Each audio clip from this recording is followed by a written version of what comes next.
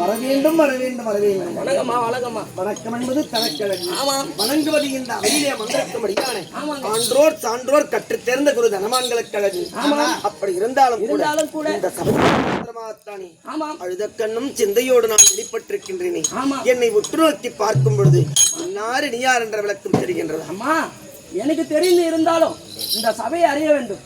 அதனாலே உங்கள் திருவாயிலாக தெரிவிக்கப்பட வேண்டும். அம்மா பூர்வாங்கத்திலே 1 கோடி பாவத்தை செய்தவள் தான் பெண்ணாக பிறப்பாள்.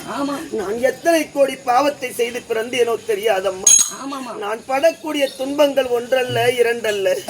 நான் பெண்ணாய் பிறந்ததை பிடி மண்ணாக பிறந்திருந்தேனே. ஆனால் என்று சொல்லக்கூடிய பசி செய்வன் உண்டு பசியாறக்கூடிய வகையிலாவது புல்பூண்டாகவாவது நான் முளைத்து புண்ணியத்தை தேடியிருப்பேன்.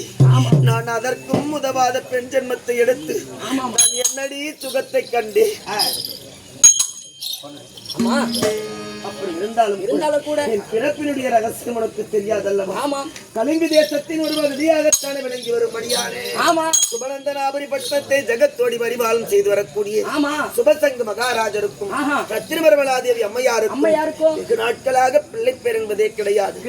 இதாகிய சிவத்தை எல்லாம் எண்ணி அவமானது இருக்கும் காலத்திலே எடுத்ததோர் புத்திரகாமட்சி யாகத்தை செய்தீர்களே. ஆனால் இந்த யாகத்தின் மூலியமாக வரக்கூடிய பிள்ளை செல்வத்தை நீங்கள் காலத்தில் அரசாட்சிக்கு அனுபவிக்கலாம் என்று உழைத்தார்கள். ஆஹா. இந்த வார்த்தையை கேட்டு சுபசங்க மகாராஜர் பார்த்தார்.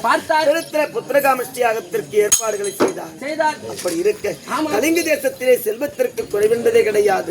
அந்த யாகத்தின் மூலியமாகத்தானே பொன்னாலான அரிசிகளை எல்லாம் அந்த யாகத்தில் ஆர்க்கண்யம் செய்கின்றார்கள். பொன்னாலான அரிசியெல்லாம் உருகி ஒரு பெண் பதுமையாகத்தானே தோன்றியதனாலே எனக்கு பொன்னுருகி என்று சொல்ல முடியாது. இது மட்டுமல்லாதபடி சுபசங்க மகாராஜனுக்கு நான் மகளாகத்தானே பிறந்ததனாலே எனக்கு சுபாங்கினி என்று சொல்ல முடியாது.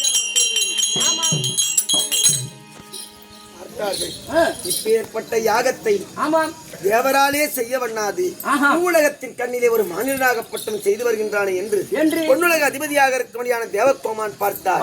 இந்த யாகத்தை நாம் கண்டுகளிக்க வேண்டும் என்று அதி விரைவாகத்தானே அயராவதம் என்று சொல்லும்படியான வெள்ளையானை என்று சொல்லக்கூடிய புறவியை புட்டிக் கொண்டு இந்த யாகத்தை கண்டுகளிப்பதற்காக வந்து நேர்ந்தார். அவருடைய துணைவியாகத்தானே இருக்கும்படியான அயல்ராணி என்று சொல்லும்படியான இந்திராணி அம்மையாகப்பட்டது பார்த்தது. சுவாமி, இப்பேற்பட்ட யாகத்தை யாரும் கண்டுகளிக்க வேண்டும். அப்படி என்று மனதிலே சந்தோஷ களிப்போடு இருவருமாகத்தானே வருகின்றார்கள். வரும் தருணத்திலே